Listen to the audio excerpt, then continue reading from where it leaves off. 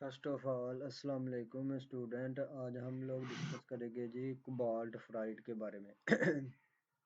जो कोबाल्ट फ्राइट्स होते हैं उसकी हमारे पास स्पिनर स्ट्रक्चर होती है, उसके बारे में आज हम लोग डिस्कस करेंगे स्टूडेंट्स। आप लोगों ने ध्यान से ये वीडियो देखनी है, ये बहुत ज़्यादा इम्पोर्टेंट लेक्चर है कि जो कोबाल्ट फ्राइट्स होते हैं उनकी स्पिनल स्ट्रक्चर्स होती हैं। जो कोबाल्ट हमारे पास होते हैं वो स्पिनल फ्राइड्स होते हैं, जिसका फार्मूला ये होता है COFe2O4। but modification in this formula create different types of cobalt spinel fluids with unique properties। अगर हम इसमें मॉडिफिकेशन करें कैसी, नॉर्मल स्पिनल स्ट्रक्चर, जो हमारे पास नॉर्मल स्पिनल स्ट्रक्चर्स होती हैं उसमें हमारे पास divalent ions CO2 plus ions occupy tetrahedral sites and trivalents divalent ions CO2 plus and trivalent ions Fe3 plus occupy the octahedral sites. जो हमारे पास नॉर्मल स्पिनल्स बेटा होते हैं उनके अंदर CO2 प्लस और Fe3 प्लस आयन की हम डिस्ट्रीब्यूशन करते हैं, देखते हैं कि कौन सा आयंस किस साइट्स के ऊपर है, टेट्रा के ऊपर कौन सा है और ओक्टा के ऊपर कौन सा है। जब हमारे पास टेट्रा साइट्स या ए साइट्स के ऊपर CO2 प्लस मीन्स डाइवलेंट आयंस मौजूद हो और trivalent ions means Fe3 plus ions occupy करे ऑक्टाहेड्रल साइट्स, तो जो हमारे पास फिर स्पिनर स्ट्रक्चर बनती है उसे हम कहते हैं नॉर्मल स्पिनर स्ट्रक्चर। जो कोबाल्ट फ्राइट होते हैं इसका फार्मूला होता है COFe2O4। ये हमारे पास ऑफ्टन एग्जिबिट दिस कॉन्फ़िगरेशन, अक्सर ये जो कोबाल्ट फ्राइट्स होते हैं ये नॉर्मल स्पिनर स्ट्रक्चर को एग्जिबिट करते हैं, लेकिन बट कैन शो कैन का मीन्स कर सकते हैं एन इनवर्स और मिक्स्ड स्पिनर स्ट्रक्चर्स।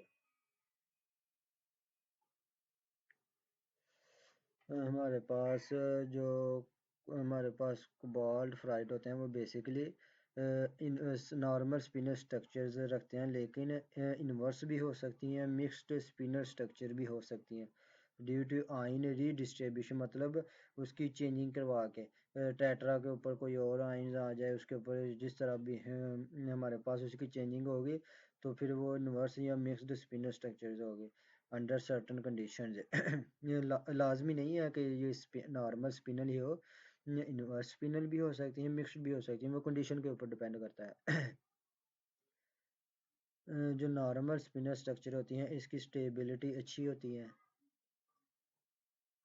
इसकी रेजिस्टेंस ज़्यादा होती है, केमिकल रेजिस्टेंस है, तो ये इसलिए एप्लीकेबल होती हैं मैग्नेटिक और कैटालाइटिक एप्लीकेशन के लिए।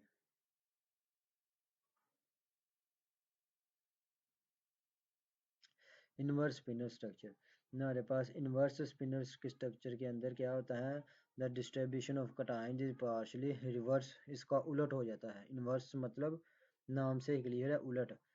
Half of the trivalent ions occupy tetrahedral sides and while the remaining Fe3 plus ions and CO2 plus ions occupy octahedral sides, मतलब कि उसमें हमारे पास क्या था, जो Fe3 प्लस आइंस थे वो टेट्रा के ऊपर थे, सॉरी किसके ऊपर थे, Fe3 प्लस आइंस ये थे हमारे पास ओक्टा के ऊपर, लेकिन इसमें क्या हो गया, Fe3 प्लस ओक्टा की बजाय टेट्रा के ऊपर आ गए, और उसी तरह हमारे पास जो रिमेनिंग Fe3 प्लस आयंस आए वो और उसमें से कुछ डाइवलेंट आयन जो CO2 प्लस आयन वो ओक्टा के ऊपर आ गए, ओक्टा के ऊपर आ गए Fe डाइवलेंट और ट्राइवलेंट आयंस आ गए दोनों ही, और जो हमारे पास trivalent ions means Fe3 plus ions वो टेट्रा के ऊपर चले गए, किसमें, इनवर्स, नाम से ही क्लियर है, उलट उसका हो गया।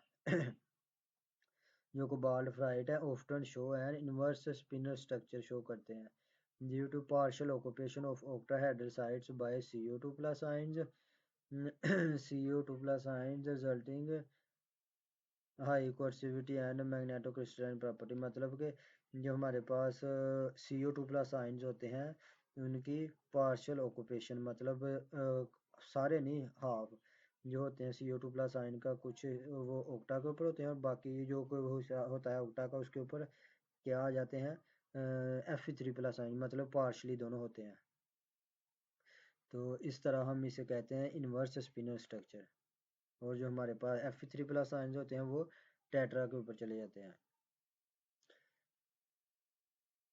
तो इसकी फिर एप्लीकेशन है स्ट्रॉन्ग मैग्नेटाइजेशन के अंदर। इसकी फिर एप्लीकेशन पाई जाती है strong magnetization and high thermal stability वाली कंडीशन में, जहाँ पे हमारी ज़रूरत होती है वहाँ पे ये एप्लीकेबल होते हैं। उसके बाद आ गया जी